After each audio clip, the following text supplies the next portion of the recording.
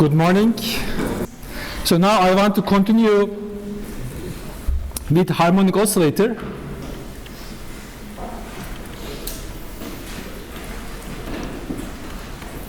But now we are going to do an alternative method. So our operator method, in my opinion, is nicer and deeper and more useful, easier to play around. But it's not the only way. And the second way is so-called analytic method.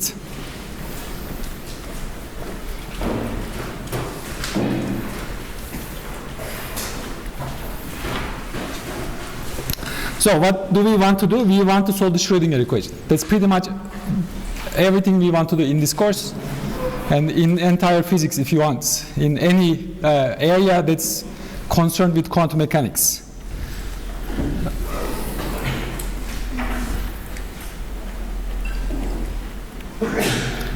So Schrödinger equation for harmonic oscillator is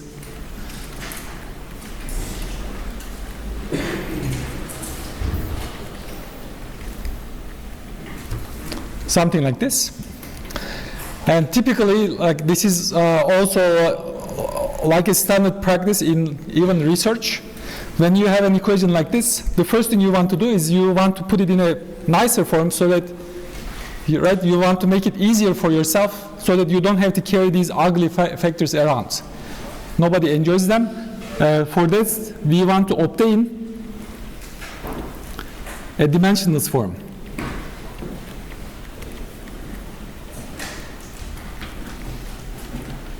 So there are different ways. The way I was taught is take this equation. So psi is everywhere, but this is energy. And I want to have something dimensionless. For that, I can divide this with a unit of energy. And from our experience in last week, we know the unit of energy, right? In the harmonic oscillator, what was it? Anybody? From our solution, there was only one quantity, h bar omega, right? Yes, n is dimensionless, right? N is dimensionless, plus 1/2 is dimensionless. The only dimensional full quantity is h bar omega, and I divide everything with h bar omega. And let me also write it here. 1 over h bar omega. Okay, so I didn't do anything, I just divide the entire equation with an energy unit. Now let's cancel this and cancel omega. And here I want to call this E over h bar omega something short so that I don't have to write the same thing over and over again. Let me call it epsilon. If you want, this is like var epsilon in Greek letter. This is like a cursive epsilon. Now this one is 1/2 m omega over h bar x squared. Actually, let me also take this 1/2 here. This 1/2, this 1/2. Okay, let me do it so that you can see. So this 1/2, this 1/2, and I'm going to write it here. Now I don't have to write this 1/2. So m omega h bar. Do I have anything else? That's it, right? And I want to call this y squared, right? This is dimensionless. I know it is dimensionless because there is psi. I already divided by the dimension, so it is dimensionless. But if you have like doubts, you can sit down and look at the dimension of this object. You are going to find it is 1 over length square. 1 over length square times length square is dimensionless. Then from here, we have this new variable, y, is going to be root m omega over h bar x. So that's my new variable.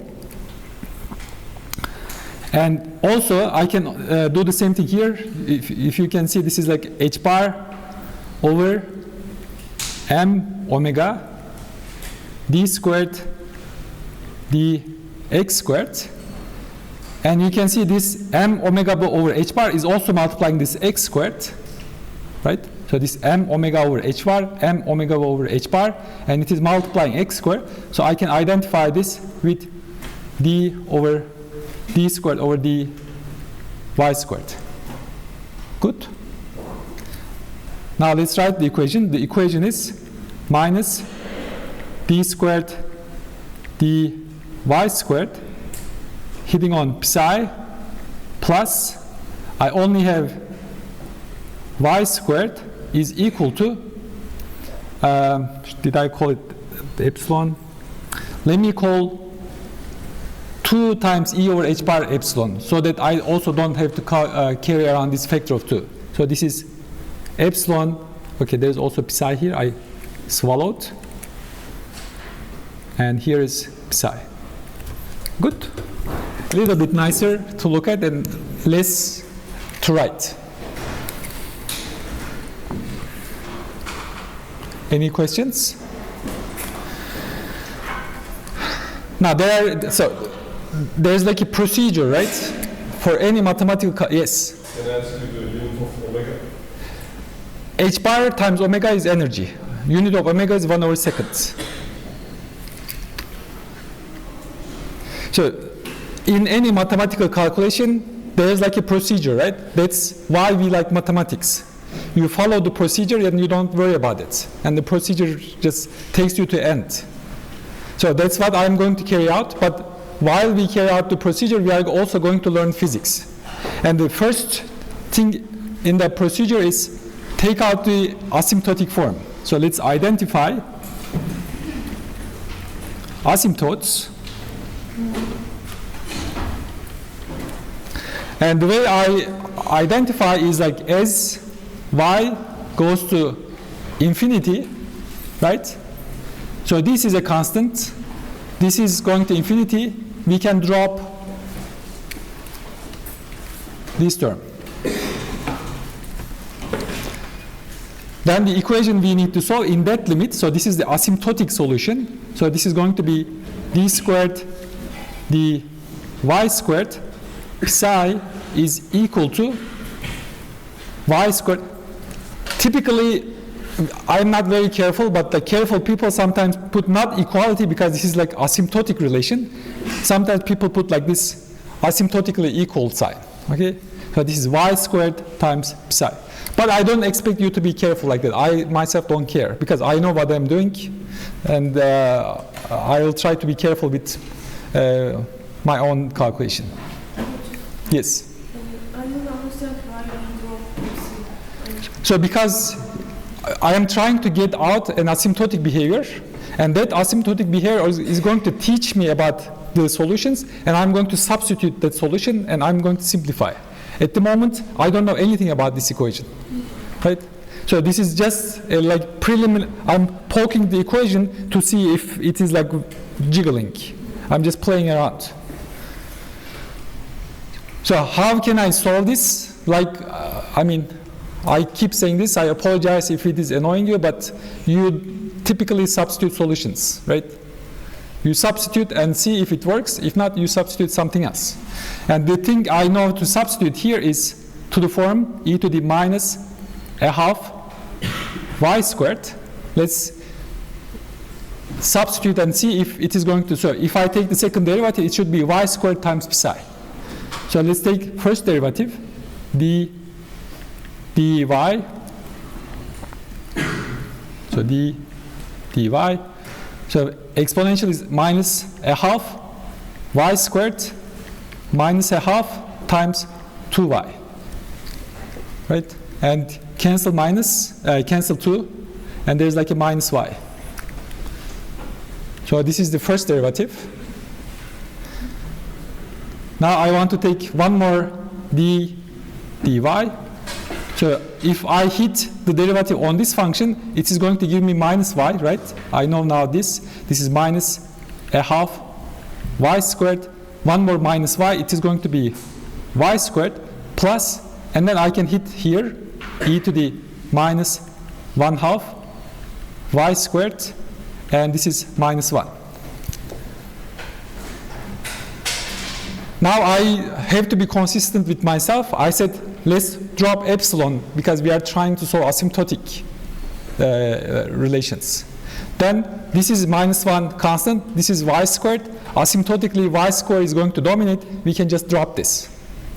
Therefore, from this solution, we see that d squared, dy squared, psi is indeed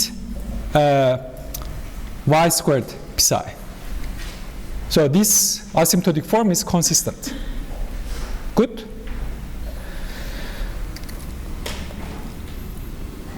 Therefore, the next step is, since we know something about this function now, we can substitute something else and try to see if it simplifies anything.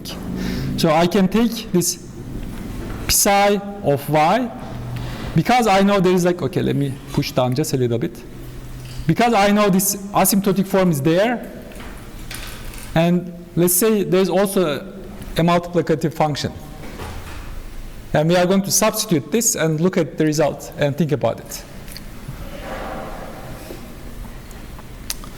So let's do one by one. So d dy, d dy psi is equal to, first, dh dy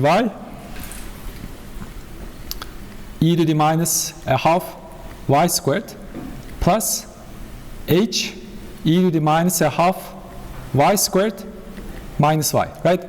I know how derivative hits on this exponential, so I just produce like minus y. And the second derivative, d squared dy squared psi, hit on h, so this is d squared h, dy squared e to the minus a half y squared plus dh dy e to the minus a half y squared minus y, right? Now I need to hit on here plus dh dy and the same thing plus, now I'll hit here h e to the minus a half y squared minus y squared, and I have this last term plus h e to the minus a half y squared minus 1. Good. Let's clean up because there are like too many terms, and I can also see, for example, this term and this term is the same. And let's combine. Like the way I will combine is I'll put e to the minus a half y squared in front, and I have d squared h dy squared. I have minus y here, and two of these, they both come with dh dy, so this is 2y dh dy. And I have minus h, and I have here, this is minus 1 squared is 1, this is plus h y squared, right? So that's it.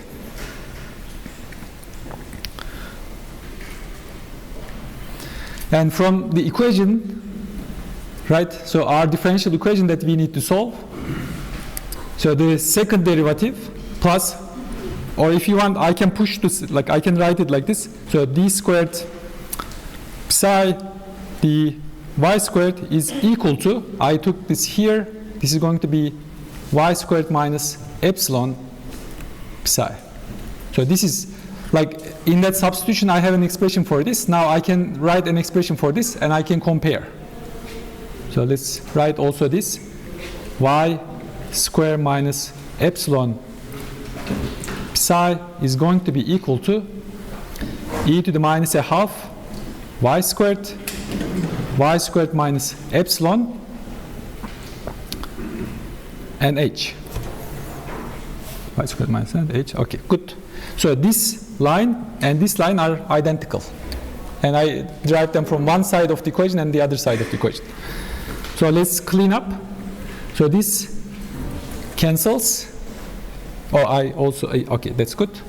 Now I have hy squared plus here, y squared h plus here, cancel. And let's combine everything. So I have d squared h dy squared minus 2y dh dy plus epsilon minus 1 h is equal to 0. Good. So that's now the second step. So let me just back up and summarize what I did. First, I put dimensionless form. I identified an asymptotic behavior. And from this little exercise, I said it is intelligent to substitute an equation like this. I substituted it, and I have a new equation in terms of h. Somebody? Okay. And last step in the procedure is, now we know the large y behavior if you want, and we can also look at the, predict the small y behavior. And typically the small y behavior is going to be like a power series. Use a power series. And let's keep the equation. So I want to substitute h of y, some zeroth constant, plus some a1 times y, plus a2 times y squared, dot, dot, dot. Let's write it in a series. So this is j is equal to 0 to infinity, aj, yj. Sometimes I write x rather than y. Please warn me. I sometimes don't see. Okay, this is. So this is d h dy. Derivative of constant is 0. This is a1 plus a2 2y plus a3 3 y squared dot dot dot, and this is going to be j is equal to 0 to infinity aj j y to the j. Good. Let me open up. Oh yes, j minus 1. Sorry. So this is j minus 1. Thank you. And now I have, you can see this term. Let's also minus 2y dh dy is going to be, let me write the dot dot dot. So this is j is equal to 0 to infinity minus 2 aj j y to the now j. And the second derivative, d squared h dy squared. I'll take a derivative of this. This is a2 times 2 plus a3 3 times 2 times y dot dot dot, and in the series form this is going to be j is equal to 0 to infinity. You can see I start from j plus 2.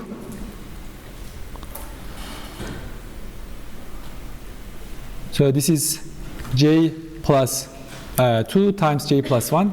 So 2, 2, 3, 3. So j plus 2 here, then j plus 2 here, and j plus 1 here, and y to the j minus 2.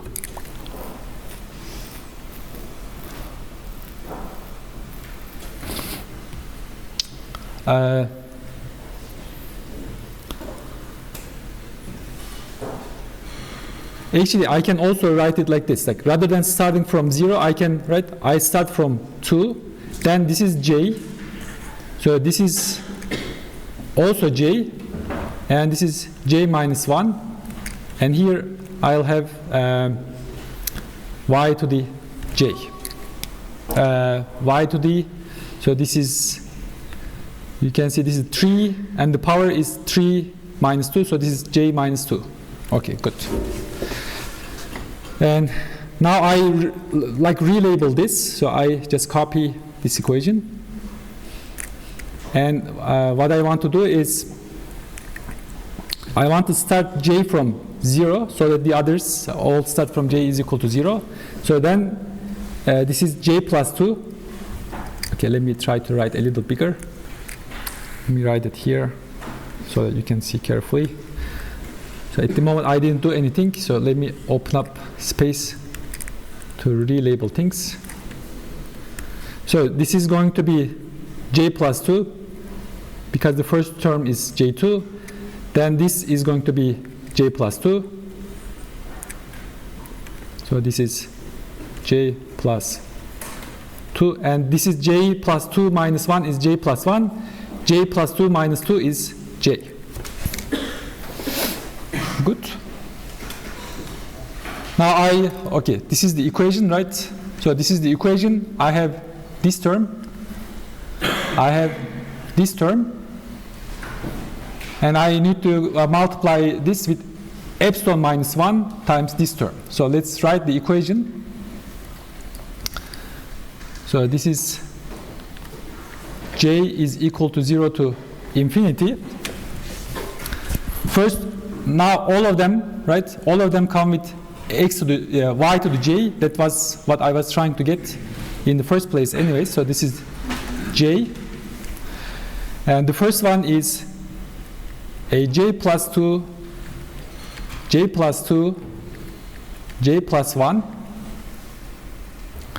And the second one is minus 2aj times j, minus 2aj times j. And the last one is epsilon minus 1 times aj.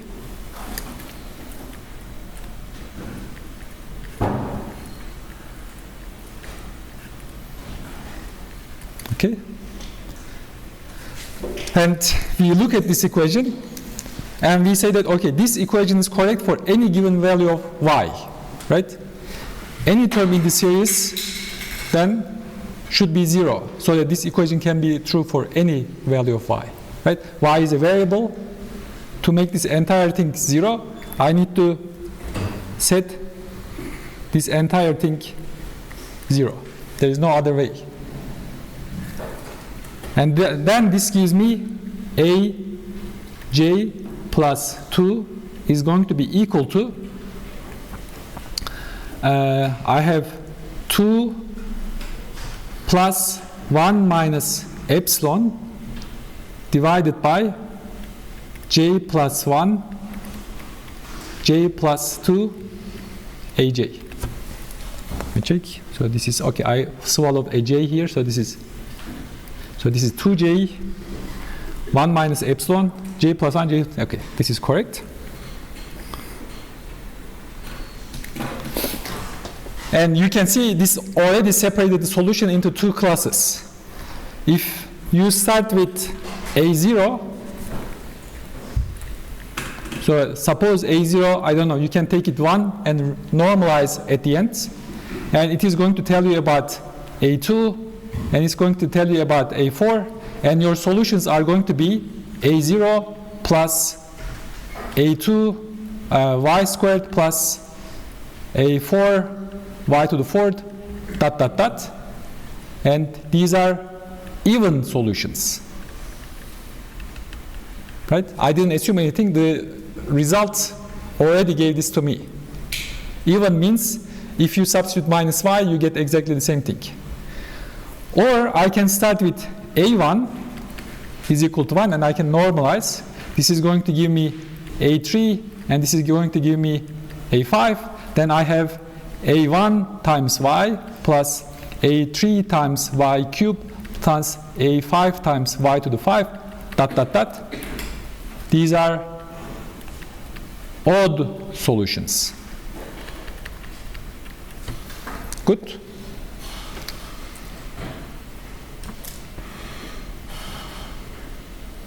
Any questions? We can pause here for a minute. But now we have to check if what we found is reasonable or not, right? We always, trust what we did, but we have to verify. We cannot, right? Because we always make mistakes, and we always sometimes catastrophic mistakes. So it's good to be on the safe side and check. And here's the solution. Let's think about this solution a little bit.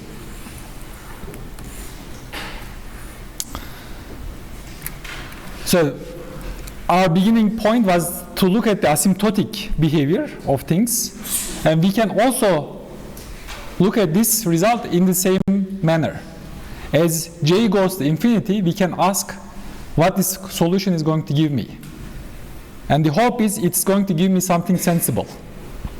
If I end up with some nonsense, I have to do something about it. But now the asymptote I want to look is not large y asymptote, but it is j goes to infinity asymptote, because this is an infinite series and we better have something convergent. And in that limit we have here, right, this is j is going to infinity, this is just a constant, just drop it. And here I have j plus 1 goes to j in the infinite limit, and j goes to j plus 2 goes to j. Then it is going to be something like 2j divided by j squared aj. So this is the asymptotic limit. And now I can cancel this. So you can see aj plus 2 is something like, if you want, write this here, 1 over j over 2 times aj. And is there any harm here? Let's think about this. So this is aj, right? I need to write aj in terms of j minus 1. So this is 1 over, but I know this relation, right?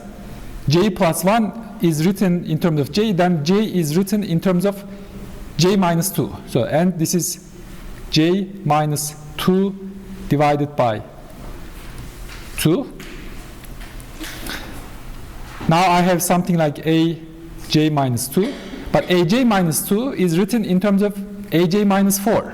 So this is 1 over j minus 4 divided by 2, j minus 4. But j minus 4 is written in terms of j minus 6. Push it. So this is j minus 6, 1 over j minus 6 divided by 2. And you can see dot, dot, dot. I have to go all the way to the constant term, zeroth or first, whichever I take. Now I look at this equation. So this is 1 over j over 2 minus 1. This is 1 over j over 2 minus 2. This is 1 over j over 2 minus 3. I think the pattern emerged, dot, dot, dot, times some constant. So what is this? This thing here in the denominator, right? Something n minus 1, n minus 2, dot, dot, dot. What is this function? Anybody want to help? Factorial, right? So this is 1 over j over 2 minus 1 factorial. But we are already looking at the asymptotes, right? J minus 2, j plus 1 doesn't matter, right? It is just a small, so this is j over 2 factorial. J over 2 factorial. So this is the asymptotic solution for large j. Then let's think about our asymptotic solution. So we are saying we have something like this. So this is j is equal to 0 to infinity. I have 1 over j over 2 factorial y to the j. And I can change the variables, right? I can go from there to this form. J is equal to, okay, if you want, again, these are like asymptotic relations, not exact equations. So this is 1 over j factorial y to the 2j. I changed the variable from j over 2 to j. And what is this series? Anybody? Does anybody recognize anything like this? Exponential, yes. So this is e to the y squared. So this is the asymptotic solution we get out. But what did we say? We said our psi was written as h of y times e to the half y squared. But asymptotically, it seems like this is e to the y squared, e to the 1/2 y squared, and this is asymptotically e to the y squared, and this blows up. Okay? And we know we cannot accept that. We have to do something about this. So this is non-normalizable. If normalization was not the requirement, that would be fine. But here it is mandatory. And how do we fix this? So we can fix this by looking at the series. So we can say that, okay, here's the series. If I can terminate this series at some point, I don't have this problem. So terminate. And to terminate the series, what do I need? I need to use exactly the same recursion relation, but I need to put such an ingredient to this recursion that it should vanish after some point. So we need to have some maximum j. Let me call this maximum j n, which will make sense why I call it n. And I want this thing to be 0 after that. So this thing, if I go to maximum j, which is n, so this is also n, this is also n, I want this thing to be 0. But now you can see this gives me a condition for epsilon. Then epsilon from here, so this numerator is 0, then epsilon has to be 2n plus 1. But what did we define? The epsilon we defined was 2 times e divided by h bar omega. This is equal to 2n plus 1. Then e is going to be h bar omega n plus a half. That's the only way we can have sensible solutions. Otherwise, we don't.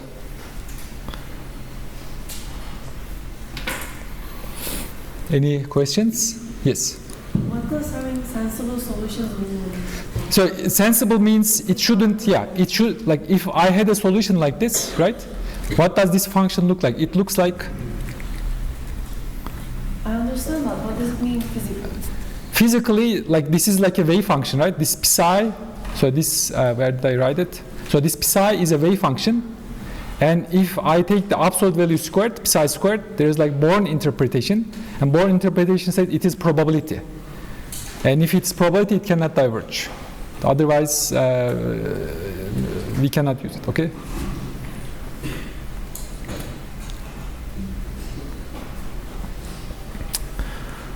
Any questions?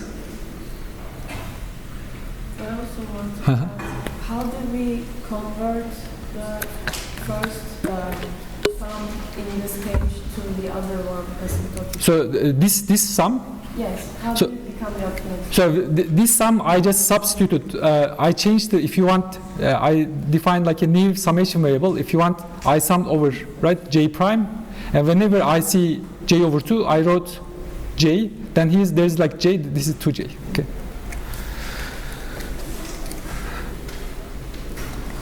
Now I want to convince you that this is actually also not a gimmick. And it is actually teaching us something about so differential equations can be solved for any epsilon, but once we impose a physical constraint,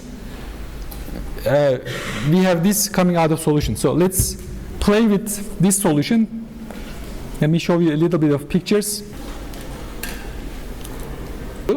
And there's something called ND solve, and this thing just solves any differential equation, right? Ordinary differential equation. And for that, the syntax is something like that. This is not important. You can go and look at the documentation if you want. So you have like a differential equation. So suppose this is my psi. So this is second derivative, which is kind of nice. Should I make it bigger? Can everybody see it? Okay. And the variable, let me write x because it's easier to write x. Plus some energy minus x squared psi of x. And now I need to say this is equal to 0, right? This is saying that this is an equation, not equality. And now I need to give boundary conditions. And the boundary condition, I can choose something like, exactly like in my solution, we can put some constant, and at the end, once we get the reasonable solution, we can normalize. But this is a second order differential equation, so I need two boundary conditions. One is this, the other one is, let's give the derivative to be 0 at the origin. If you want, you can play with other sensible solutions. So these are the system of equations. So we want to solve this for psi of x. I think you don't need to write x, but let me write this. And I want to solve this for x, because in a computer we cannot put infinity, right? We have to put like a boundary. And this is minus 10 to 10 was enough when I was playing last night. And typically if you do something like this, you see there is an unknown epsilon, and if you want, I can put epsilon is equal to 5. Okay, it gives you something like this. So what it is not very important, but I want to assign this to a solution so that I can use it. Let me call it psi solution, and the function here is something like that. So when you put this underscore, it assigns it to a function role rather than an assignment. And here I want to solve this for any epsilon. Okay, I think this should work. Okay, this is now working. And now what I want to do is I want to plot the solution. So let's plot. And the way we plot things is like you have to have this psi of x. And for this psi of x, I need to substitute the solution I found. And the solution I found is psi solution. Let's say epsilon is, I don't know, 3. And again, you need to do this, evaluate. This is some syntax, doesn't concern you. And I want to do this for x is equal to minus 10 to 10. And also I found this one is necessary, like something like plot range. Minus 2 to 2 was enough last night. Okay, so this is the solution. You can see if I substitute epsilon is equal to 3, I have something like this. Let's go, I don't know, 0.1. So it's just blowing up, and I increase it. Something like this, right? It is blowing up. And in our solution, we said what? Epsilon needs to be an integer, right? N can be 0, 1, 2, 3. And now it is not an integer. There is still a solution, but that solution just blows up. Increase, and increase, and increase, if you want, 9. And let's increase slowly because we are reaching something we know is a solution. Increase, increase. You can see this is now still blowing up, but it is a little nicer. Let's go a little bit above this value. Let's go 1.01. It immediately flips, right? It was going to plus infinity. Suddenly, at the when you increase epsilon a little bit higher, it's going to minus infinity. Right? Let's increase, and let's increase, And you can see as you increase, this region which it behaves is going to go to infinity. And if you put exactly 1, of course, numerically you cannot do this, but it is going to be like a nice solution. Let's try and see. Right? As you get, okay, numerically there is no 1 because computers doesn't know about them. They have approximations. Now let's try another solution. Let's try 1.9. Right? You can now see it is blowing up.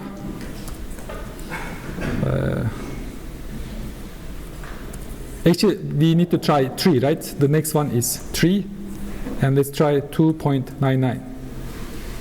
Something like that. 3.1. 4. 4.5.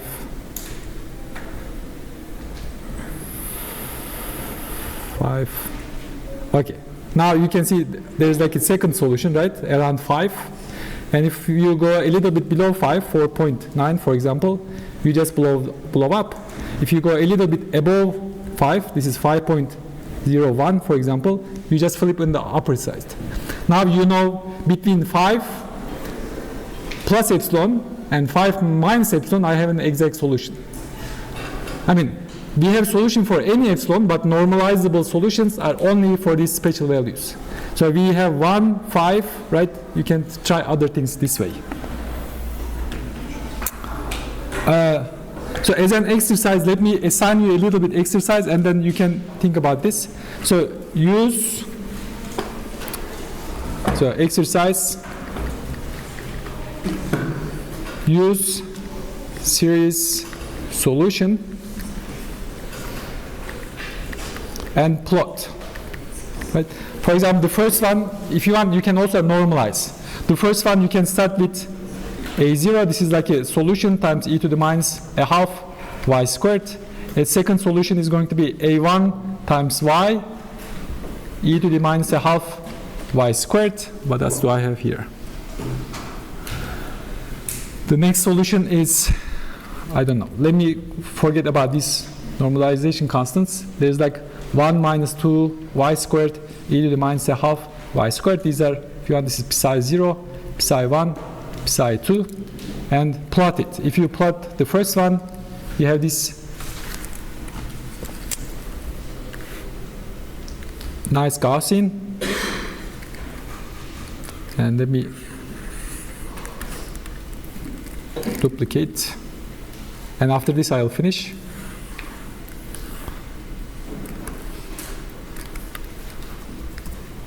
So the first one is something like that because it's Gaussian. And the second one, you can see it's going to be like a node here. And the third one, you can see there are going to be 2 nodes. Exactly like the ones we saw in the computer. And here we also have like no node, 1 node, 2 nodes, and so on. Good.